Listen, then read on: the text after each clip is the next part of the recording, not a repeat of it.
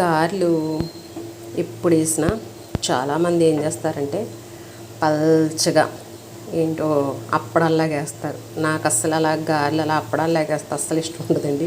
ఇగోండి ఇలాగా లావుగా కొంచెం ఏంటి ఉబ్బినట్టుగా రావాలన్నమాట. నాకు ఇలా ఉంటే ఇష్టం. గారెలు పల్చగా అస్సలు వేయను. ఎవరైనా వేసినా ఇష్టం ఉండదు. ఏదో కొంతమంది ఏంటి పల్చగా అప్పడాల్లాగా ఆకుల్లాగా వేసేసుకుంటారు గారెలు. అలా వేసుకోకూడదండి. ఇలా వేసుకుంటే చక్కగా ఉబ్బినట్టుగా అందంగాను ఉంటాయి, మంచి గుల్లగా వస్తాయి అన్నమాట.